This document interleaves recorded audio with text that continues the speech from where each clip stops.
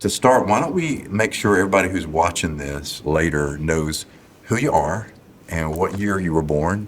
And I'll start with the stranger down at the end of the table. I'm Jackson King. I was born in 2003. All right. I'm Amelia Semrad, and I was born in 2009.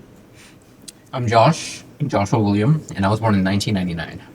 In the 1900s. 1900s. Okay. I'm Sarah Moore, and I was born in 2008. Okay. I'm John David Loudermilk, and I was born in 2010. Okay. 2010. Awesome. Whole different decade. Seriously. in a row. Yeah, you really Same. do span 3 decades. So Yeah. the 90s, the aughts, the 1, 02, 03, and then The tens. and the tens. All right, so let's do this. Let's launch the conversation this way. Let me say what people say about you first. Oh, Yeah, all O is right. Buckle up. No, it's just a description of how, quote, the experts describe your generation. Let's get you to kind of react there first. All right, so Generation Z, those born roughly between 1997 and 2012, is the first truly digital native generation, raised in a world shaped by smartphones, social media, global crises, and cultural upheaval.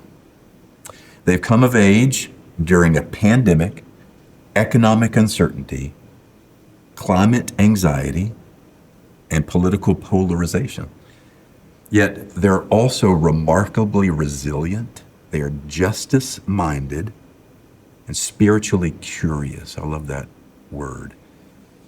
While often labeled as anxious or skeptical, Gen Z values authenticity, mental health, inclusion, and truth. Truth that's lived out and not just preached.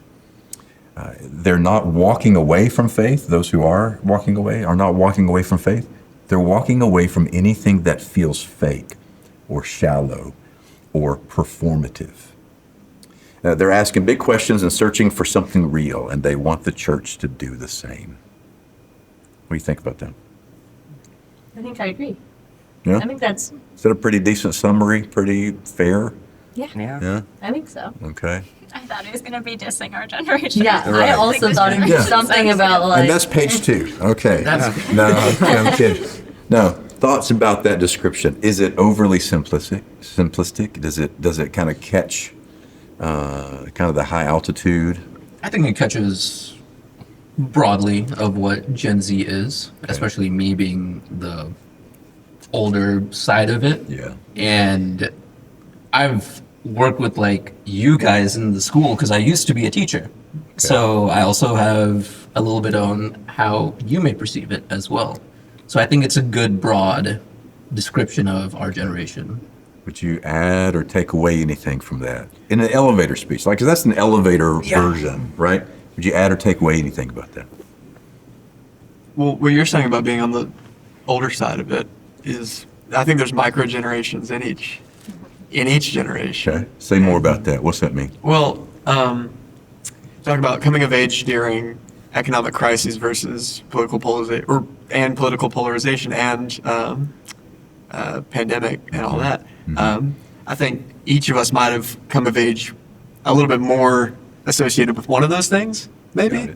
Got it. At least I feel as though like I was a little bit older when the COVID happened, right? And so it wasn't as formative to me. It was definitely important, Yeah. but I think there's certain points like you mentioned that could, I guess, isolate smaller bits of the generation. But I think generally it was very broadly accurate. Okay. I agree. I was thinking about that a little bit too, because the three of us were born in generally the same time, and then you two were born at generally the same time. I think that like it was really, it had a big impact on everyone, of course, but that was when we were all in elementary school, 6th grade for me, but yeah. 6th grade, and then when did it hit y'all? Senior year of high school, June. So y'all are like, You're in college. I was a junior in college. Yeah. oh my Okay. goodness. All right. We haven't even gotten. So yeah, I agree. I think everyone, like at least like this group of people, and obviously everyone else too, is at like different points in their life where some were some were worried about having sleepovers and hanging out with people at the time, and some were worried about how their next year of college was going to Yeah. look. Or So is this going to wreck my senior year or my Job freshman year? future. or Yeah. My college? career. True, yeah. Will I have jobs Will I coming have out a of job? Yeah, Is it worth even finishing this degree? Yeah. Yeah. Yeah. Okay. It's a broad generation. Fair. Very broad generation, which is, I mean, isn't that a fair thing to say about every generation? There's always gap years. So if you're at the end of a generation, you actually might have more of the traits of the next generation. Or if you're one of the first of the generation, you may actually have more of the traits of the previous. And I think that's going to be true about all the conversations we have with each generation. So, all right, so if Gen Z had a soundtrack, oh goodness. what's a song on the soundtrack that describes your generation? Okay, I'll talk. I don't know if there's like, I mean, there probably is a specific song, but do you guys know the thing on like TikTok or Instagram where it's like you never know, or like you don't physically learn the actual words of like the You whole just like know all the songs, you just know it from like the 2010s and all that. Yeah. I feel like, I mean, that applies to like us three at least probably, Okay. but I don't know. There's not like a specific song. Okay. There's just like we know them all. You know them all. I don't know. That's I think that's good. That's I good. think the songs with the generation all came out like in the right around like 2000 like 10 and 8 and like I don't know. That's actually you're probably right. That applies to Like late 2000s, early 2010s. it was, yeah like definitely. I think Miley Cyrus was a lot of Gen Z. I think she was a lot of it. Okay. Thoughts. Yeah, I think there's That's the old guys. They're like, Hooba Stank. Elvis Presley. I feel like part of our nuance as a generation is that we're so eclectic musically, right? That we have, Oh, yeah. that we, because of our access to streaming or whatever, so early. Like you're talking about us being digitally native. Right. We have all of the music, and Yeah. so we're in touch with old music the same as we're in touch with our current music. But I will say about you especially. You have because I happen to know you a little more than the rest of the. Your musical tastes are the most eclectic of anybody I know. If you were to pull out your Spotify playlists, there's not one genre that dominates. It really is. Okay. And that's I think that if I can get on my soapbox, I think that's something, and you guys please tell me if you think this is accurate. I think that's something with Generation Z, right? Is that we this kind of retro mindset that we're all in. We have a special relationship with old fashioned, you know what I mean? With nostalgia and with like looking backwards. And I wonder if that comes from, I don't know, some kind of generational pain we all have. Okay. I don't know. We'll get there. I think this might be a little bit of a stretch. This might be aiming a little bit for Gen Alpha, but I think a really big thing with like, even like just like right now, a big thing with like a lot of like young people is rap. That's the huge big thing. Everyone's listening to like rap and all that kind of stuff. But like you said, like Generation Z, we all come from like Gen Z starts at the like beginning of technology, and we're all like kind of born into it. And so I think that allows everyone to have their own kind of personal taste of like whatever they see fit. And a lot of people like the older music, and a lot of people like this kind of music. And now we, especially because of all the technology and stuff, we have the power to listen to whatever we want. That's right. Access to whatever you want. I have a more hotter stereotypical take. Because to me, Gen Z music stems from TikTok. Yeah. TikTok. Yeah. Okay. Stems from TikTok. What about musically? Oh. You're just trying to age me. And musically, of course. But the one that keeps popping up in my head the whole time that since you asked that question, and you guys probably would know it, is Renegade. Oh my goodness. How old are you? Were you on TikTok for that era? No. No. Oh my goodness. So tell me to frame it for me. So what do you mean? Who knows the dance? I don't know the dance. You don't know the dance? Okay. That didn't sound It- I'm not doing it. They were, yeah, that, Yeah. something like that. It was something like that. But I feel like that was Oh my gosh. the poster child of what Okay. Gen Z Yeah. music is. Yeah, okay. That we're like really expressive. It's like the magnum opus. of Exactly. Gen Z. Yes, that's It's that's a better the term. center of it all. Yeah, that's a better term for it. Because there's stuff after and All stuff right, before. so we should absolutely, totally, post-production, put a clip of Renegade Yes. so that our Get the viewers. original Charlie Yeah. Brown. Oh my Yeah. Okay, goodness. all right, so we're on that. Okay. That was flashbacks. That was Real Oh my flashbacks. goodness. COVID time. Yeah. All right, so speaking of access and TikTok and all the things, curious, what's the first app you open in the morning? YouTube. YouTube? Yeah. Yeah? Yeah. Okay. Just a scroll? Just a scroll. You have a particular channel on organ construction, like Well, pipe organ. Yes. Yeah. If I've we were worked to, in stuff if we like were that. to watch your I guess your shorts, it would be about Pipe organs. pipe organs. Tractors. Yeah, tractor. John Deere. John Deere, of course. Yeah, that's probably the. Do you have any General. videos? Do Which you I have- love this though, because think about it. I mean, so that may throw a curveball to most people viewing this. Definitely. The Gen Z is that you are a legit member of Gen Z, and I know you love pipe organs and tractors. Yeah, I'm a different Gen Z. There you go. And I don't know that there is one stamped for Gen Z. I mean, I really think that there is a broad brush. You can't paint with a broad brush. Right. The Gen Z. Right. So, all right. What else? What do you open up first in the morning? Mine's lame. It's just like the messages app. That's what I go, do. Like, I was gonna text say. my friends that See what text you me missed at, like, 2 overnight. a.m. Okay. So, I Yeah. don't know. Okay. Either messages or Snapchat. Okay. All right. You want to crack at it, Jackson? Well, I don't know. I'm a little. I guess I'm a basket case here. Uh-huh. Because I. Oh wow. Show them. Okay. Oh my So, goodness. The flip phone. Oh wow. I got out. You got it. That's good on you. Got out. Good on you. And I think I can speak to something if we get down to it later. But I don't really have apps. on my That's phone. actually great. on it. Living the Yeah, life. good for you. What? So, but give us 30 seconds on why. What happened? Okay. 'Cause you did. So I had an iPhone since I was 7th grade, 8th grade, something like that. And I, like a lot of Gen Z, I mean, I'm sure this is a familiar case. My parents, let me throw them under the bus here because they're not Amazing anywhere nearby. parents. Yeah, my awesome Yeah. parents. They didn't know the same thing that most of our parents didn't know, which was the negative effects of social media and stuff like that. And so they're just like, okay, his friends have it. Let's let him get it. And I wanted it because my friends had it. And so I had it. Had, TikTok, Snapchat, Instagram. What else is there? All the things. Pinterest. All of them. Sure. Yeah. Yeah. Not Facebook, but just like who's Twitter. Yes. And then I started realizing that how deliberately it was affecting I guess COVID was when I started realizing how deliberately it was affecting my mental health, like of my sanity, because I realized I was spending more time on it and on a world that wasn't providing genuine connection and joy than in real life. And so I started a slow decline of deleting one app at a time, and then eventually I was like, well, I just have YouTube on this now, so why do I still have an iPhone? Okay. And so I just got a flip phone. But it was like this slow decline, and since then I've been rather happy. But Piggyback on Yeah, that? jump in. yeah, please. I also didn't start social media until I was like 18.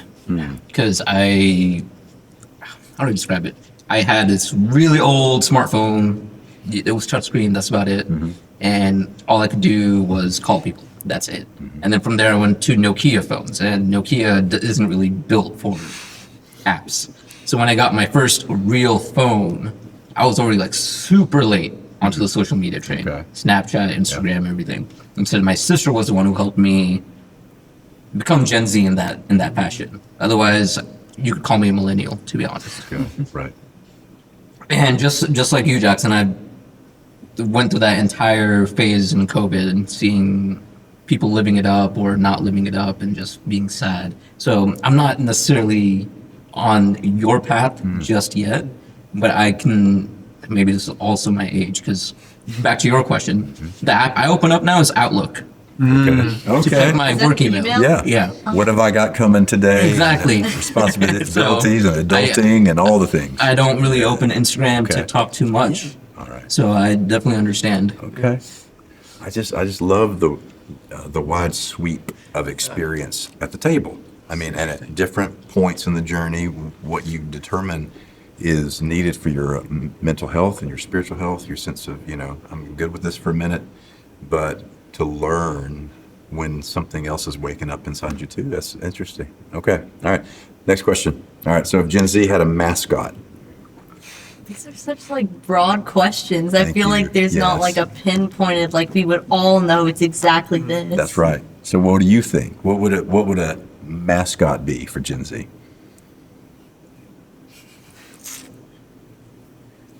Tier. A No. one single tier. An iPhone. An iPhone. iPhone, yeah. Okay. Okay. All right. If you could bring one thing back from your childhood, Oh my god. because even 2010, you've got a memory of a simpler day Yeah. back in the day, because you middle school and beyond. And if you could bring one thing back from your childhood, what would it be? And by that's not as existential as it sounds. I mean, a particular game, a gadget, a toy, an experience, a thing that was part of your daily rhythm that you miss. It's nostalgic for you. Does it count if I still do it? But like not everyone around me still does it? Let's hear it. Roblox. I Roblox. want everybody playing Roblox. All right, so somebody, was it you who said, it was you who asked me on the text strand, am I ready to grind Oh on my Roblox? Am I ready to grind? First of all, I had to look up grind on Roblox. I didn't know what Roblox was. And so, what is this, an online gaming thing you can do with friends or It's a something? very broad gaming website per se, where they just have a bunch of little different like kinds of games, Okay, and you can just join it with your friends. okay. All right, what else? What else would you bring back? I'd bring back like true YouTube, and I say that because I feel like Without the ads? YouTube used to be great. No, not It- the ads. It had ads. It was just like It was. I the know. pre Mr. Beastification. Yeah, basically. it was a simpler time, and it would be an escape that didn't make me feel awful afterwards. Explain what you mean. So I know before the ads just took over, but They just help me kept- understand more what you mean. Okay, I think this might be a trend with just kind of a lot of the spaces on which we operate as a generation online and all that, is that it started as something that was very much creative based and unique, and a place where you could go watch cat videos or fun creators being funny, trying to do something new. It was YouTube. It was a new thing, and then very quickly it turned into I don't know if it was for Popularity profit It became very profitability. monetized. It- Lots of restrictions. Okay. Companies realized how much they could get from it, Exactly. and they started turning it less. It turned into kind of dystopian. Yeah. I'm like, This is interesting what y'all are saying, because one of the things that I read about your generation is the disdain that you have, the distrust that you have of institutions in general. Like big monster companies and institutions, even church as an institution at times, but we'll get to that later too. It's interesting to watch what you say is YouTube in its pure form becoming institutionalized, and now somehow something's happening to you on this platform that you resist and in some ways resent. Is that fair? yeah, we grew up under like a lifestyle like online that was formed around distrust, or around like, okay, these platforms are taking advantage of me, right? Or they're trying to sell me something, or they're trying to like Sell me something. get Okay. views or something like that, and we I don't know, we want something authentic instead. Can I just jump off of that really quick? Yeah, yeah. I totally 100% agree with everything you just said, and I'm not thinking about it. Also, if you're watching like YouTube, and I think everyone's kind of starting to realize that, but if you're watching YouTube or if you're watching TikTok, like every once in a while, it'll have the questions like, am I advertising this too much? Or have you seen Dove products advertised? Or does this feel like someone's selling something to you? And it's like, now that I'm thinking about it, yeah. Everyone's trying to sell something and it's becoming, and it's still for enjoyment and everyone still enjoys it, but like it's becoming more for the profit and for the marketing and trying to grow everything rather than just for like laughing about it and enjoying it. I feel like it's very predatory, if that's a word I can use. Okay. It seems very predatory. Yeah. So then, segue for me for just a minute into, because people who study us, and in particular people who study your generation, they say that you are the most anxious, most anxiety-riddled generation in modern history. And with that comes a bit of skepticism, cynicism, a little bit of a don't trust first until you prove I can be trusted, So let me throw a basic question out there to see where you take it. If that's all true about you, and first of all, is it basically true? Very anxious, sometimes distrusting, cynical. If that's true, do you believe the world is basically beautiful or basically brutal? Is it beautiful with exceptions that are brutal? Or is it brutal with exceptions that can be beautiful? I feel like Go ahead. No, go ahead. I feel like it depends on how you look at it. Like, I feel like the past, or especially over this summer, I've just been outside a lot and I've been seeing things that, like, nature and just, like, simple things that, like, God created are just so beautiful. So then if you focus on that and just, like, try to, like, get off your phone, like, take away all the negative stuff, then, like, you'll realize it's really not that bad. Okay. But also, that's summer and there's no school. That's true. That helps, right? Yeah. Yeah. I think it's really easy from what you see on the media and everything, whether it's, right or left, you always see bad things, it's easy to think that the world is a brutal place. And when you get your mind stuck into stuff like that, it's easy to take in that. And, but, when you really go outside and spend time by yourself and step away from devices and the media and TV, you can really embrace the beauty of the earth and the world. Okay. So. Okay. On that a little bit, I feel like what you're saying, it's a perspective thing, right? And I think that's something a lot of us have to make the decision about, regardless of our generation. But I think we're predisposed. You were talking about us being an anxious generation. We're predisposed towards being negative or having an outlook of the world that feels pretty predatory or pretty unnavigable. And I think, we are forced to deal with the world differently than any generation beforehand. We can't ask our parents how to use our phone less. They've never had that challenge. We have to do something that is unlike anything before, and with the added thing of navigating, growing up, becoming, most of my friends are working multiple jobs and everything, just because of how the economy is, or how just the tangible issues with the world.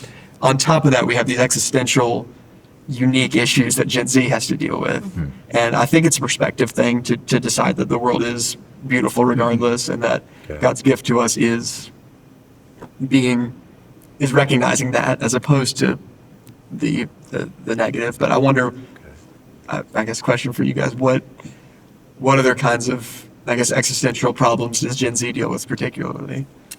That's a great question, because I was going to bounce off of what you said about Gen Z being anxious all the time. You're right. Oh, yep. We have been exposed, unlike any generation, on 4K right in our hands of all the stuff that goes on in this world. Right. At the tip of our fingertips. I can go on TikTok right now, search something up bad, and it will show me. Or even if I don't want to, it will show up on the algorithm because it's getting pushed. Right.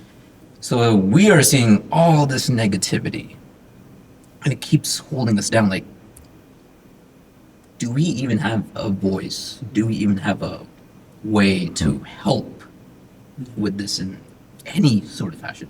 Okay. So I think that's where the anxiety plays on. Like futility. Like, are we capable of changing this? So there's like a generational fight against nihilism in our heads, against like we want to believe that things matter a lot, but all the negativity is constant towards us. Okay. I think it's a very like half glass full or half glass empty kind of thing, and it just depends on how you look at it.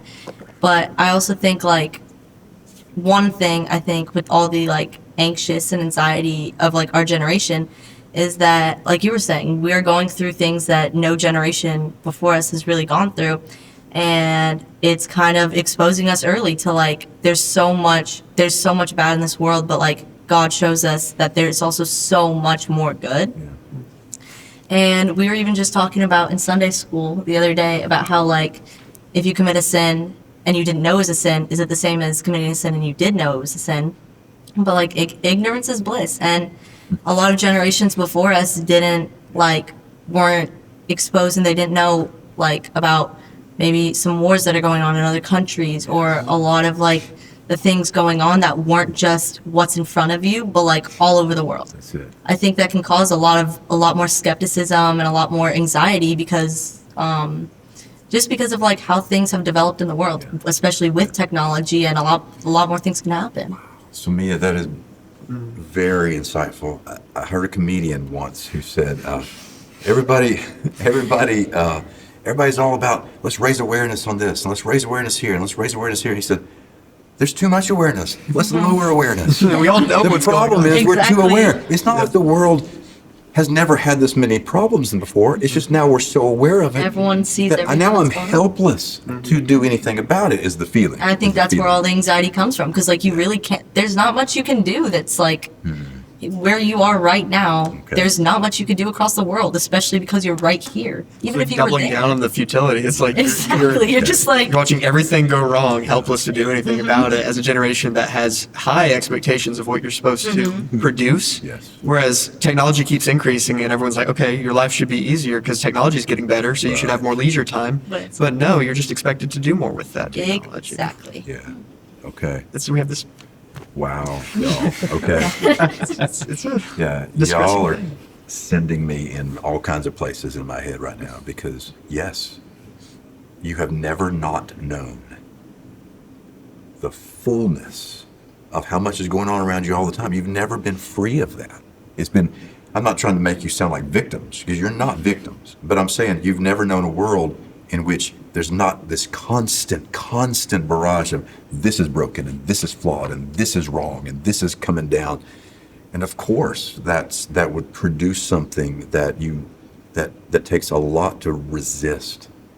You know? Okay. Can I say one more thing? You can say, yeah, I talk, think- preach. That's your job.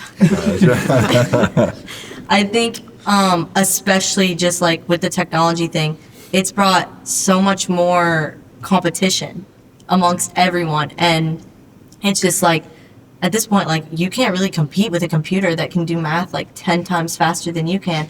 And it's like, you also see what everyone else has compared to what you have. Yes. And that can also make the glass look half empty because, like, oh, they got these new shoes. I didn't get those shoes. And it's just like always competing to like get the newest thing and like competing with each other. So Okay. So then that raises another question for me then. Okay, this super connectivity that y'all have. All right, I'm going to read a few statements by experts who have studied us, right? And these are folks like Barna and the Pew Research Center and different, Kinnaman and all. Yeah. What do they know? Phew.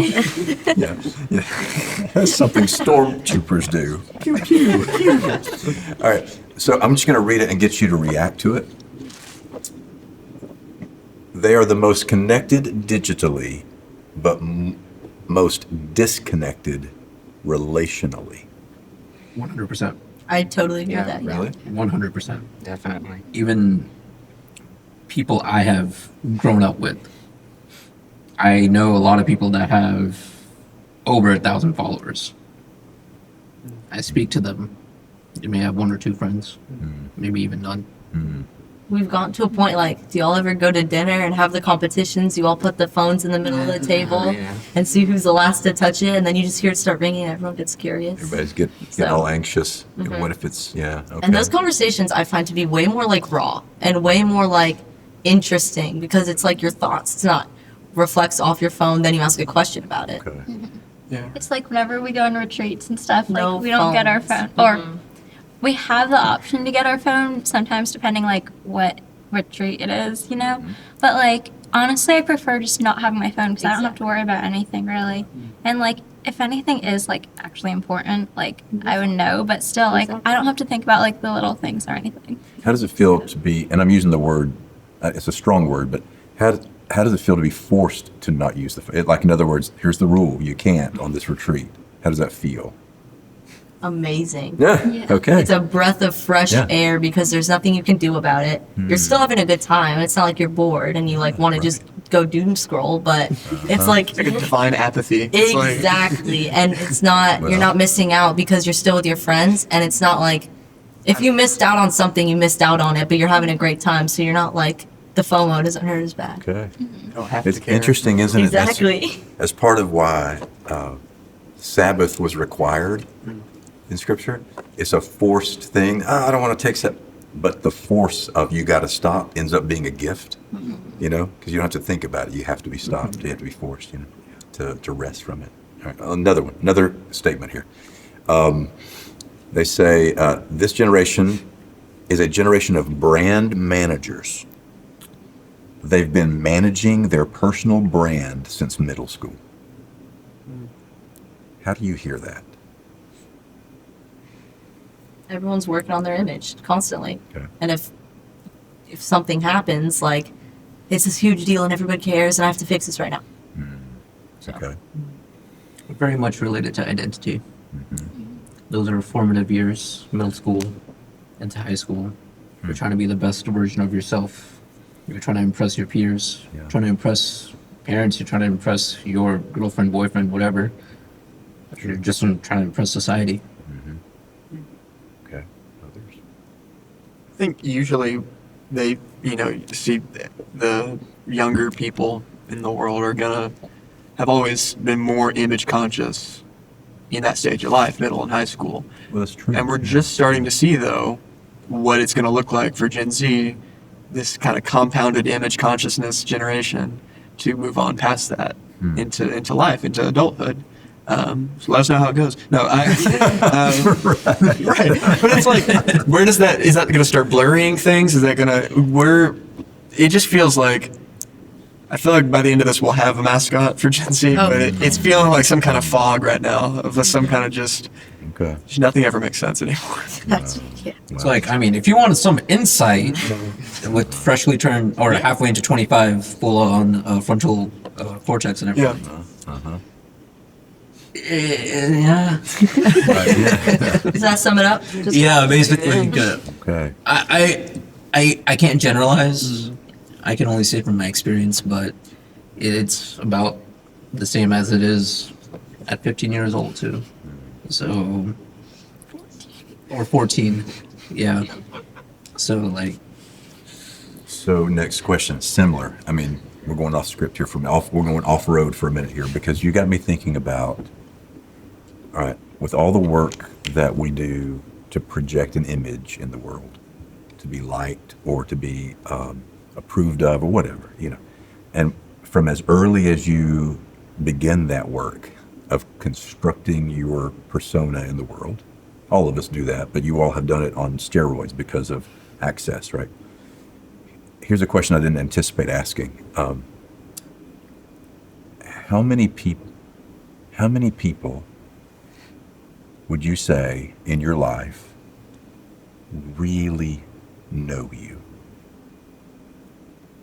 And I mean, they know you at times better than you know yourself. Really know you.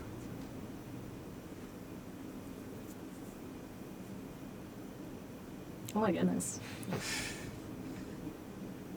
Less than a handful. Like a couple, maybe a few. Not a lot. Okay. This is hard. I'm like trying to count, Right? but I'm like, that's some things they don't know. Well, there's there's no village anymore. It's like Right. there's like a atomization that comes with the skepticism, or maybe it contributes to the skepticism we have towards these structures that we were talking about. A village is very important, and if we've been told it's going to be online and we go there and it's not there, what are we supposed to do? Okay. That's huge. Where's the village now, Because you're told it's online, find it, you can have all the village you want, and it's, Right. but this isn't Minecraft, No. right? This is something more, okay. What, we're also told, right? Thank you for being honest about that, by the way. That may be a question I want to ask each generation, because I don't know that the answers will be all that different, if I could be honest with you. Because where's the village at all, today is the question. So, all right, they also say Gen Z is the most justice-minded generation since the 1960s. Is that true or false? The most justice-minded generation. Well, define justice. We need Parker for this. Yeah. What's that? We need Parker. The definition Yes, of justice. that's right. Depending on the context. So I think what's meant here by Barna when they said that is think of the movements, think of the banners, and although virtue signaling has a negative, I don't mean the negative virtue, but the I'm in on this movement. Think of whatever modern day movements there have been, protests, advocacy. I think that what they're attempting to say here is you all have greater passion for movements for change, for justice sake, since the 1960s. I think I think it's true. it stems from us being told that that the world is this rainbow, sunshine, milk and cookie world where everyone's going to be happy and there's no problems at all. Now we're seeing, right? Will I own a home? Yeah. Will I Well, have a job? okay. I'm just seeing the constant disdain and negativity and just vilification of certain peoples around the globe. Is that really the world of rainbow sunshine? And I think that's where that drive for justice comes from, perhaps. Okay. To make it all like into the rainbows and cookies that we see are That we're told. Yeah. Okay. It's our like super ego, or like our, I guess our false self, or our lizard brain, or the id side of us is apathy. It's just like it's never going to get better. I'm just going to, forget about it, Okay. be apathetic. But Right. there is a good side of us that wants to change. Okay. Gen Z wants authenticity more than excellence. They'll trade polish for presence. I think that can go both ways. Okay. Very much How so. so? I think that in like physical like relationships, everyone wants authenticity from everyone, and everyone wants to like see who you truly are and like know you. And just because like we've had a lack of that, like you don't really know who a lot of people are. You just know the surface level. But then again, you go on social media and you see people at school and their hair is always done and they have the nicest backpack, and on TikTok, like they have all this fancy makeup and they have all these fancy clothes, and like, but then you don't know what they're going through. And it's like you're looking at this polished person and you're like, wow, they're so amazing. They're great. I wish I was like them. But then again, that's where you need to seek the authenticity, because that's not 24/7. That's the rainbow world that we've been painted to like, or told to, that's painted like that to look at. So Okay. Good. I wonder, is that what like throws us into being so? I feel like we like van life videos and stuff like that online. We like y'all know Outdoor Boys on YouTube. No, you know what I'm talking about? They're like tractors and Yes. organ building, and we like we're increasingly, at least this is what I've been watching, becoming more and more interested in things that feel more authentic to us. And I wonder if that's a reaction to what you're talking about.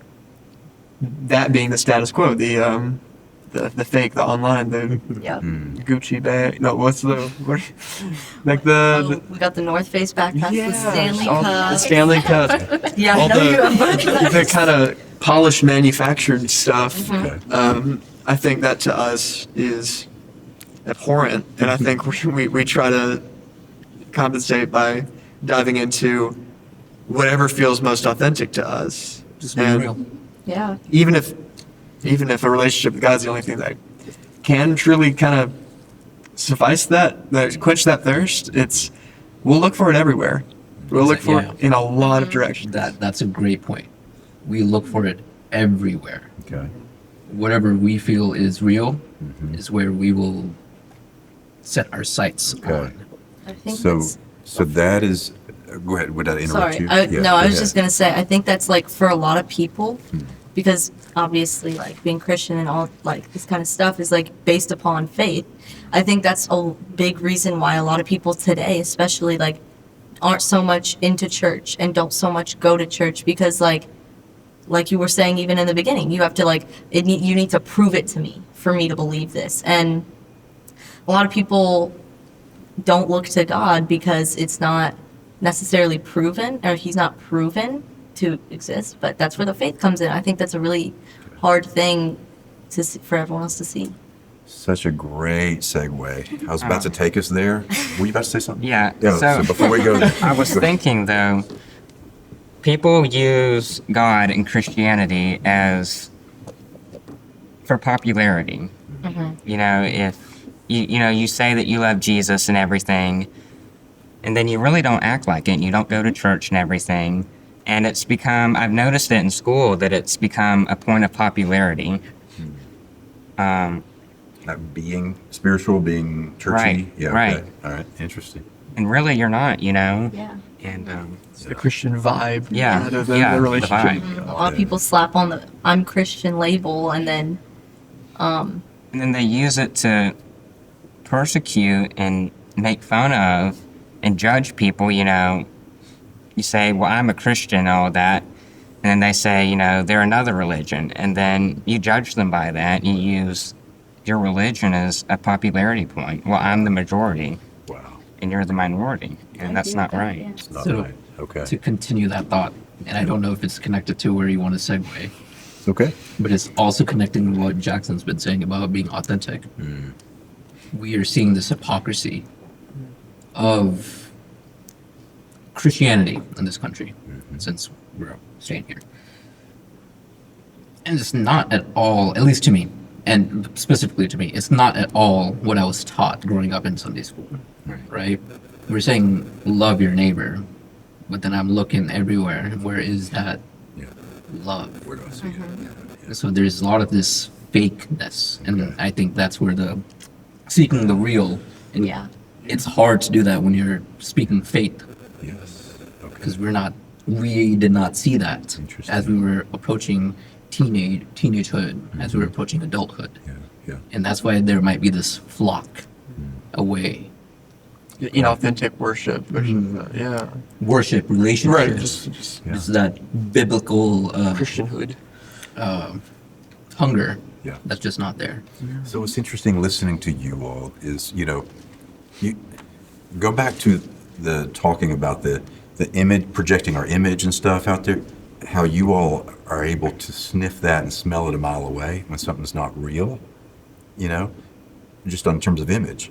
But that applies to faith too, doesn't it? I mean, you can sense when there is the talk, there is the projected, this is my religion and this is my spiritual identity.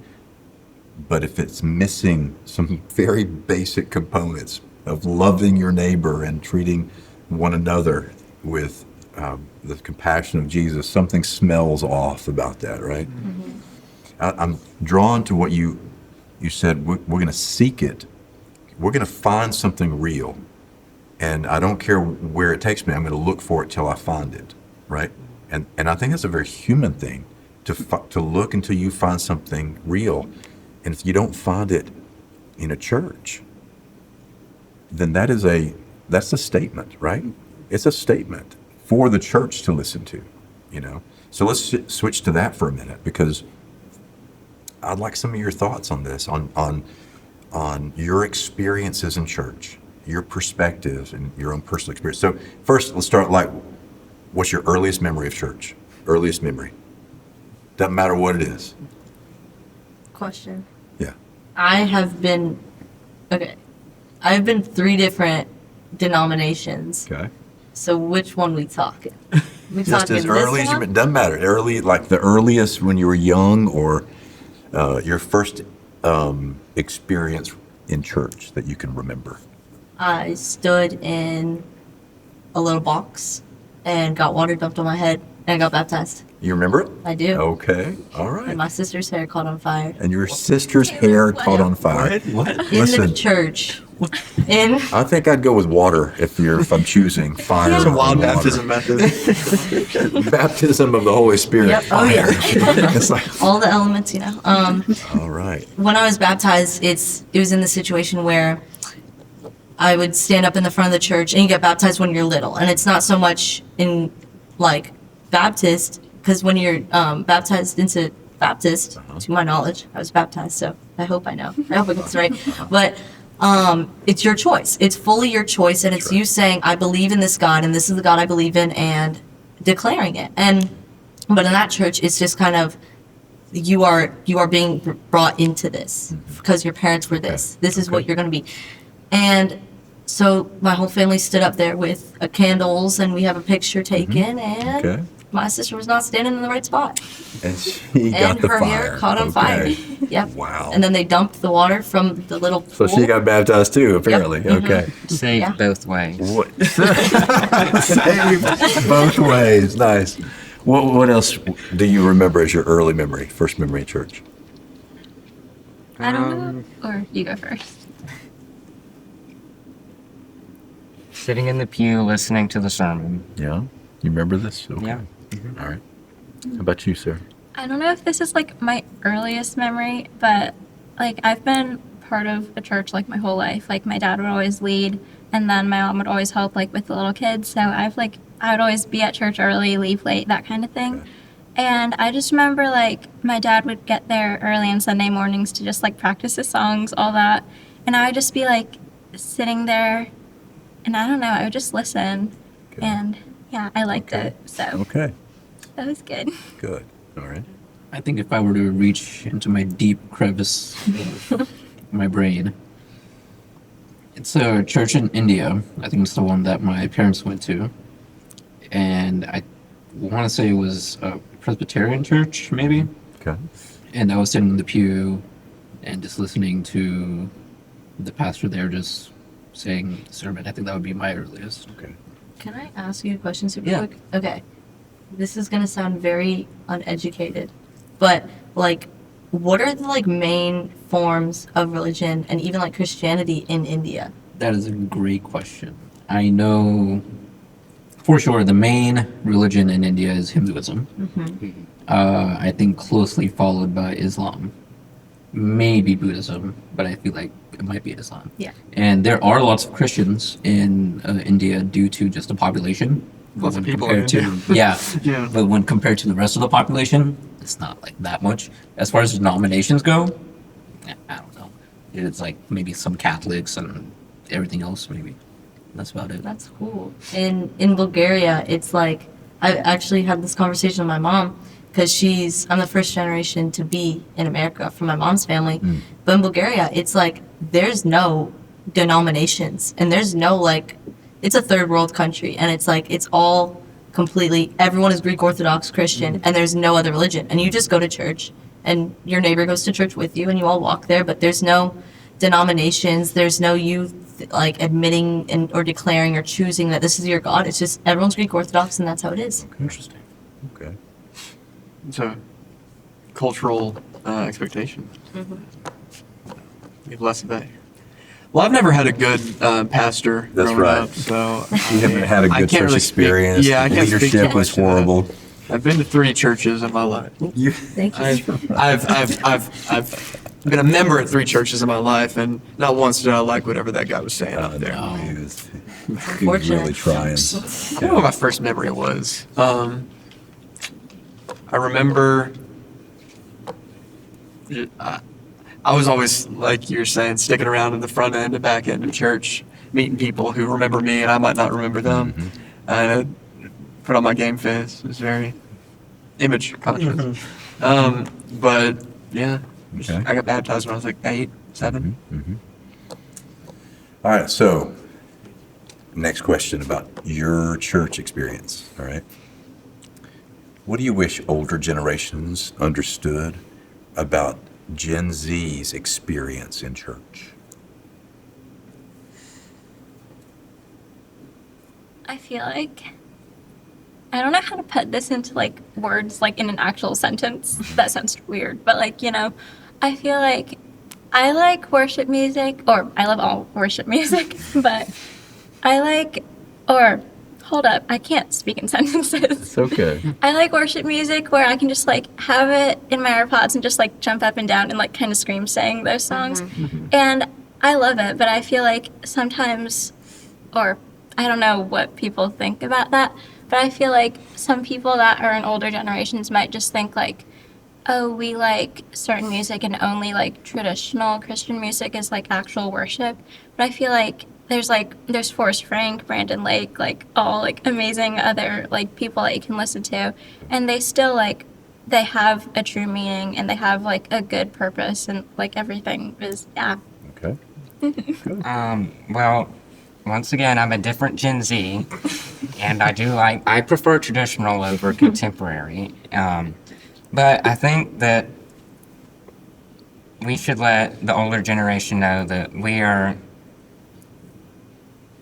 just as mindful about it and wanting to learn more about Jesus and grow in Him, rather than thinking that we're just bouncing around more contemporary terms, and it might not be as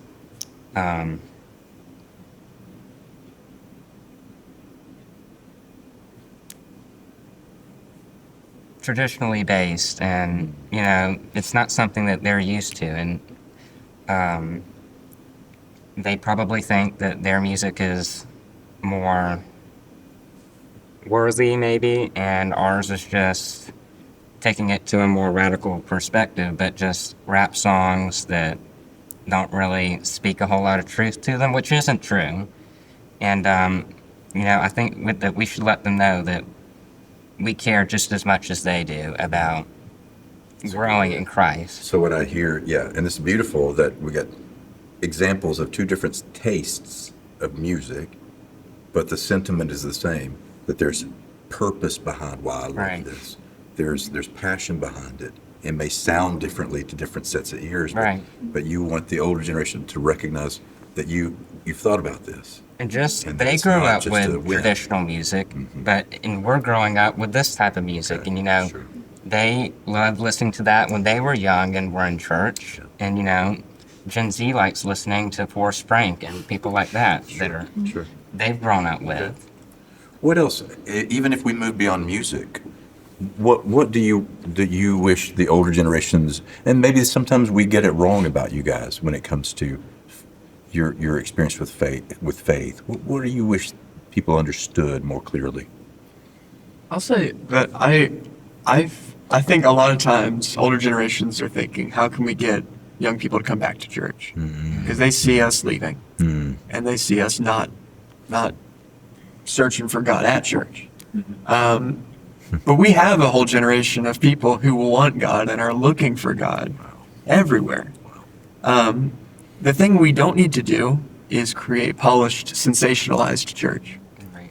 And I can speak at least for myself and say this, but let me know. Give me like a amen or something if it feels accurate. But we want a village to love us into being. We don't need it to be perfect, right? I think we just want something real, a community of people who can tell us that they will usher us into a relationship with God. And other than that, I'm not too picky, personally. Interesting. Okay. Amen to that. All right. Yeah. Okay. What, here's one I've got for you. Have you ever felt like you didn't belong in church? Yes. Not JCBC, but Oh, there it is. in previous churches, because we moved around a lot.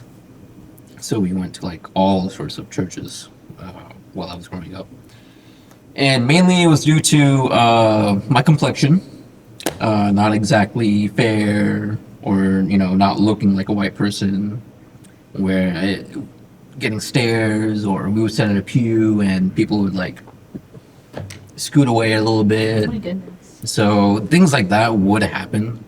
Okay. And then post service, people don't want to talk to us. People Okay. maybe pass us and just don't want that fellowship. So growing up, we didn't really have a village because we just felt like, or at least, I don't want to speak for my family, but Right, I sure, felt like we just didn't have a place in the church until we got to JCBC. So Good. yeah, I think it was a little hard, and once we found the fit, we found the fit. Okay.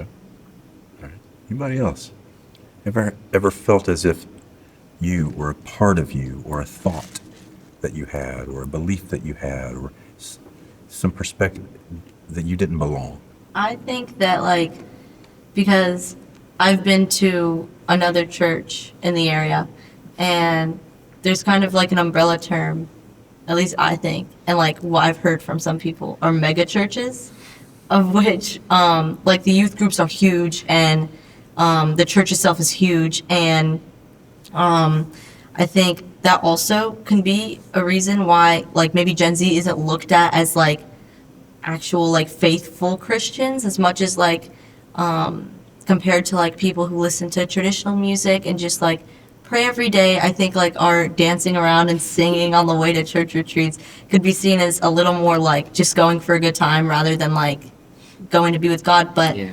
I think I'm very curious and ask a lot of questions because I didn't grow up in the church. And so I think I've gotten a few stares or a few judgmental looks for asking questions that maybe some people are thinking, but they're like, why are you asking that? Like, you should know this. Why are you like asking this? I think it's hard to like, I think it may be hard, especially now, there's a lot of expectation, but I think it may be hard for people to actually be curious and like ask these questions about like God and just like use the resources we now have to like ask about it. And I think even with bigger churches, it may be a little harder to form connections and just, I just think it's a lot harder to stay curious because of judgment. To stay curious. Wow. I think also, like, it's good to have questions. Like, it's good to be curious, and it's good to just, like, want to explore more about our faith because, like, it just helps us grow in our relationship with God and just get to learn more about, like, everything, really. So I think that doubt could be a good thing, really. 100%. Okay. Good to hear that. Okay.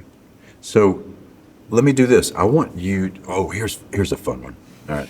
If you could be the pastor at JCBC for 1 year, for 1 year, and you could change anything that you would want to change, what would you change?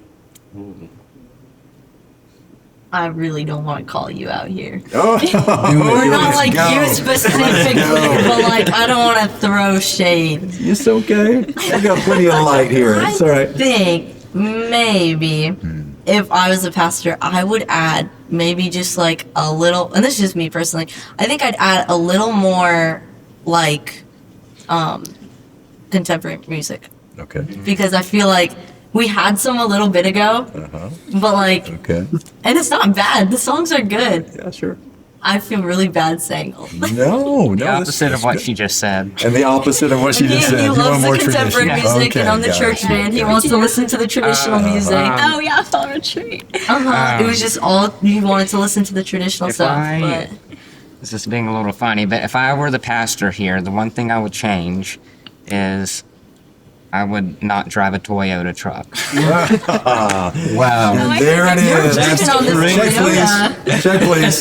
That's good. That was All in the right. group chat too. This I Toyota, should man. have seen that one coming a mile away. Wise guy. Wait, what color is it? I think I parked next to you. It's a white. It's a beautiful white Toyota truck. The car I parked next to you is like beige. Okay. maybe. That's me. That's his truck. Okay. That's his Toyota Well, I truck. parked good. The beige one's Toyota. his Toyota I probably truck. didn't, so That's you- right. Runs in the works. family. All right, so here's one I got for you. I want you to react to something. Okay. Uh-oh. By the way, I want you to take one of these and pass it around. This is what we call our 7 core values at this church. These are the 7 things that we say and have said for years and years matter the most to this church. Okay. Now, obviously, you can go online and read a whole paragraph and the scriptures that go behind why we believe these things are very important. But I want you to look at those for just a minute. These are the 7, and we can talk all day about each of them, and we're not going to do that. But if you summarize it, it says that the JCBC, we have a high value for these 7 things: excellence in the worship of God, theological depth and diversity, authentic Christian community, the gospel of Jesus Christ and the growth of the church, congregational courage, responsible Christian stewardship, a missional consciousness where every member is mobilized to serve. So here's my question. Now, obviously, our church believes in all of these. We believe that all of these are very important to us. But if you could only pick one as the most important thing to you when you're looking for a church, or the thing that you think is most important at this church, out of those 7, what would you say and why? Oh man, I feel like I'm gonna. There's no wrong answer on this one. This is your personal line of sight, right? I'm gonna be showing my age Okay. because I've been absorbing everything that you guys have been saying, and you 3 especially. Really focused on the music, You right? kids and your No, I didn't want to say that. I didn't want to say get off that. my lawn. But I totally understand, right? When I was a teenager, and I went to those fall retreats where all the other young people would gather. I forget what it was called, but like they would play like really awesome music. You'd be jumping around. So I totally understand that. Yeah. But now where I am at, I need that food to sate my hunger. I need that theological depth. Theological depth. That I really need it because there's so many questions in my head that don't have an answer. Okay. And how do I answer others that give me the same question? Okay. Being a Christian as well. Okay. You're That's good changing my answer. No. Stick to yours. But that's just where stuff. Thank you. I am at right now. Okay, that's good. Others? Was the question, what do we need to work on more, or what No. do we What- value most? What do you value most if you had to rank these as the most important right now? As a member of your generation, as your line of sight to what matters most, what would you say is the most important of those? I think that we'd be able to be courageous congregationally and responsibly stewardess. Steward? Good stewards, yeah. Steward? We'd have theological depth. A lot of that stuff becomes a lot more options, becomes a lot more possible if there is an authentic Christian community. I don't mean authentically Christian like that to be like different than not. I mean like the community has to be authentic, and that's through Christ. And once we form that, I mean, I think we have one very special here already. But once that is the case, everything else becomes possible because we are a community, and then we can Okay, do those things.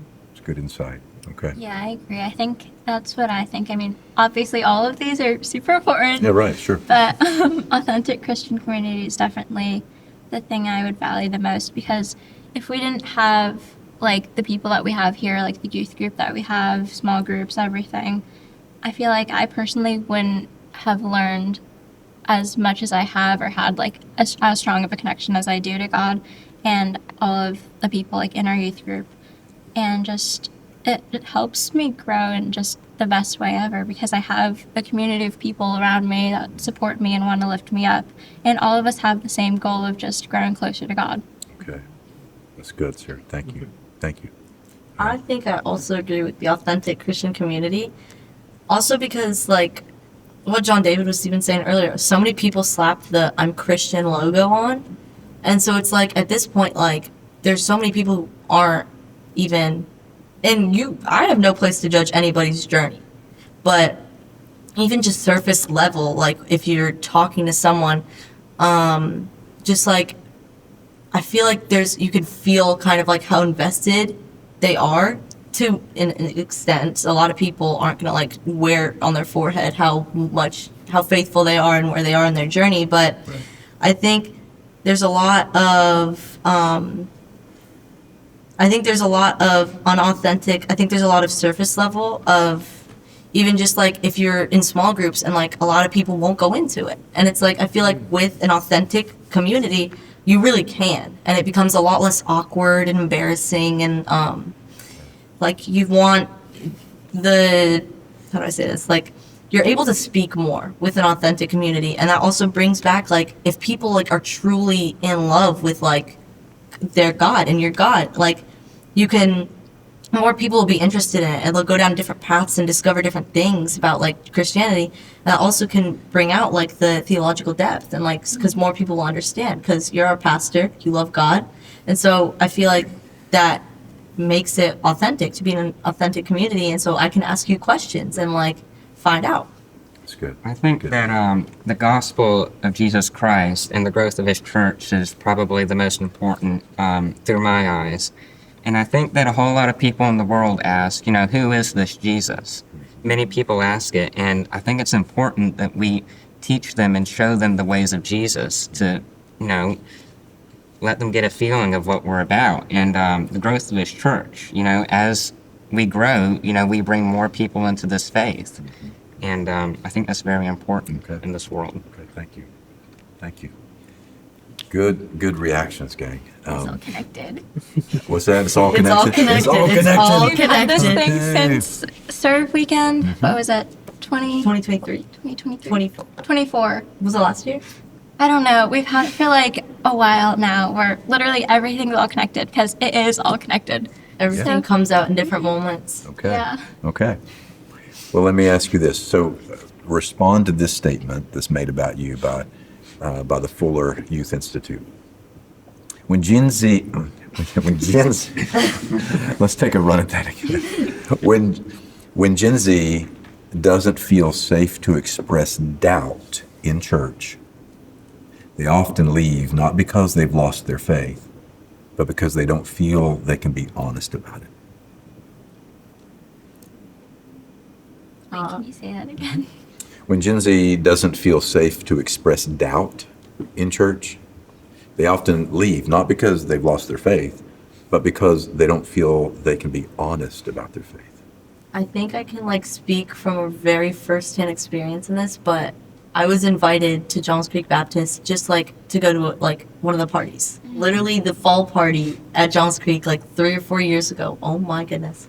Wait. Oh my gosh. Sorry. Like 3 years ago, I came to the party and I didn't go to church until then. My family didn't go to church. But I was like, this is kind of cool.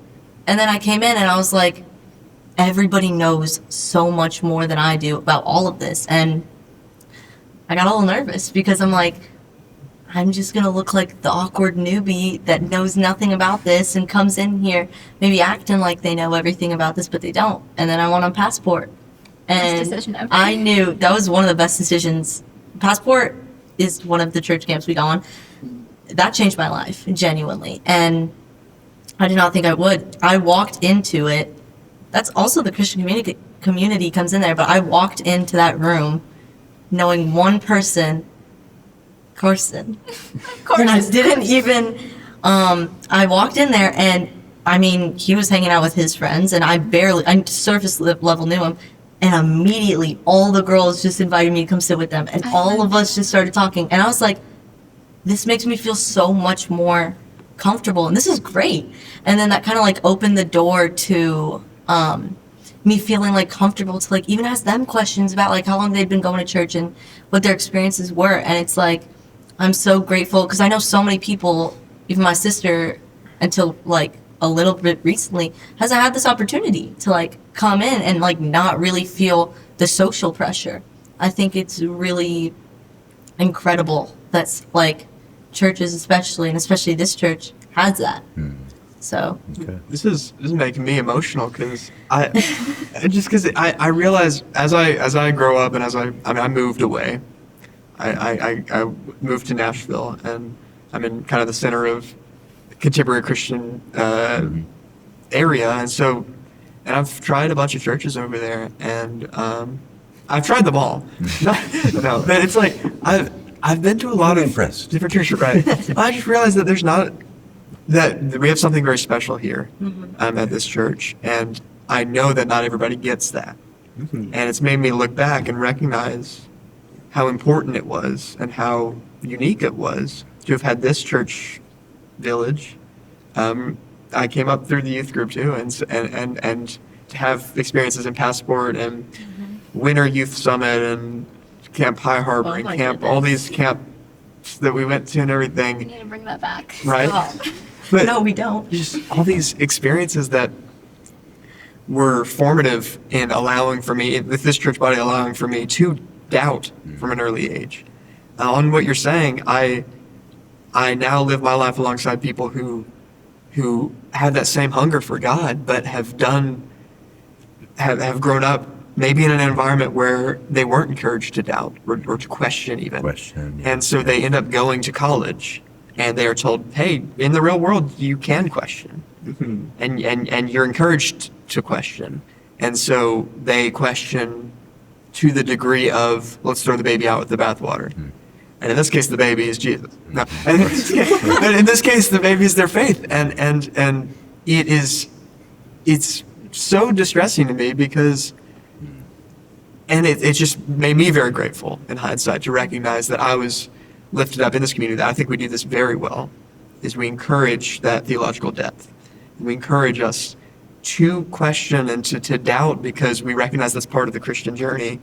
And with that, I think we are creating really strong, resilient faiths in us as young people, because I feel it's very secure going forward into my life. And so many people think that this is an exclusive group. You know, if I don't know anything about Jesus, I'm not going to fit in, and I won't be able to make friends. And what I've realized is, as a greeter, I see a lot of people, and especially to people that I haven't seen before. I want to make them feel welcomed here. Make small talk, and it can really make somebody feel good about it. And I think that's definitely something that which everybody does. We need to be welcoming to everybody. It's not an exclusive group. This is open to everybody in the world, no matter who you are. That's good. And I think that's so important. Just like have open arms, invite people to come in, make them don't make them feel like they don't belong just because they don't know anything. And not to call you out, Mia, but I love how you're always you walk into the room and then you always just give the best hugs to everyone. Because our church is just, everyone's so welcoming and everyone truly wants the best for each other. And I think that's so important. I'm so encouraged to hear y'all talking about welcome, that word welcome, as more than just, you're tolerated, come on in. Right. But to truly welcome somebody from the door all the way into the deeper conversations is to welcome their curiosity, no matter where it takes them. And do you realize what faith it takes to be able to be confident when you're with somebody who is in deep, deep, deep doubt? It means you're confident God can take that. God can handle that. As a pastor, I'm telling you how encouraging it is for me to hear you say, I'm learning how to doubt in healthy ways at church. Instead of being told at church, you can't question these things. And then you go out in the real world where the whole world is questioning it and you don't know what to do about it. I'm very, very grateful to hear your experience is that you're at home here to truly be curious about Christ and all the mysteries, It's good stuff. All right, next question. And I just have a few more, not very many more. Couple dozen more. Just half a dozen more pages. That's okay. Where do you feel closest to God? And where do you feel most distant? Or you can say when. What's happening when you are feeling most close to God? And what's going on when at times you feel most distant from God? Now, who's going to say the church retreats? I was gonna say that. I think the closest I feel to God is like being off the phones and being surrounded by like being in fellowship and being with like everyone with believers, just like completely surrounded and being able to have those conversations. But and I think when I feel the most away from God is just like when something happens, something bad happens, like something maybe that you weren't hoping to happen, something didn't go your way or something bad happened, and there may not even, especially if there's not a lot of people that that experience that and that have kind of gone through that. I was really grateful to meet someone that has gone through almost an exact same situation that I've gone through. And it was just like a breath of fresh air. And I'm like, God, thank you so much for sending me this person who I can like truly relate to about this. But I think when I feel most away from God is just like even when I'm at school or when I'm at home and just like not surrounded by anybody, just on my phone and just like going through it and feeling all the feelings like alone. Okay. Good. I feel like mine is tied to my profession. Okay. So I guess for you guys, I'm a therapist.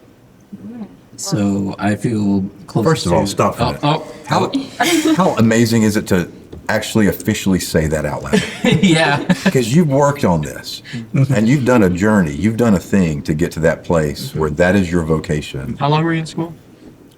2.5 years or something. I couldn't go faster than that. Yeah. That already sounds like fast, but still a long time. Yeah. So, sorry. But that just must feel great to say, It does. this is what It I do. does. This is the way, so go ahead. So, And that's where I feel closest to God right now. Sitting in front of that person that's suffering. And they're your ages, actually. So that's when I feel closest. And I may not be preaching to them, right? But I'm still assisting them with everything that I know, everything that was given to me by God, and being blessed by God to do that. Being furthest from God, it's just when life throws the wrenches, especially when the struggle that my family has been through. I think that's the most I've been furthest away, because there was so much tribulation and so much pain and so much suffering on my own end. And I just didn't see that eternal fire at all. okay. Thank you. Thank you. I feel like not everyone, but like a lot of people, when they think they're the closest with God is when it's all the happy moments in life. And personally, I feel like it's when I'm in like the deep waters, when I feel like everything's just happening all at once and I feel like I'm drowning. I feel like that's when I feel the closest, even if it's just like me like crying in my room because of everything. Like I just feel God's presence and like just talking to him and everything. Like I don't know, I just feel like it's Okay. good. And then also church retreats and all of that, because it's amazing. And I think when I feel the farthest, I was going to say something, I forgot what I was going to say.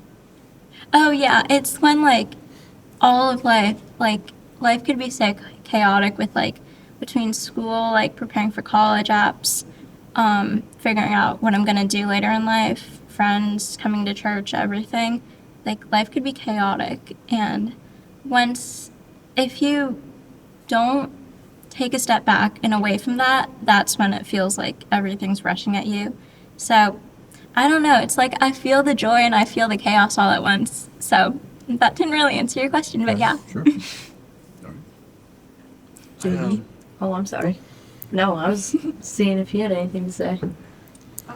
I feel as though like Pew and Gallup and all these, what else was it? What are the other Yeah, companies? Barna, Barna. study groups, yeah. Yeah.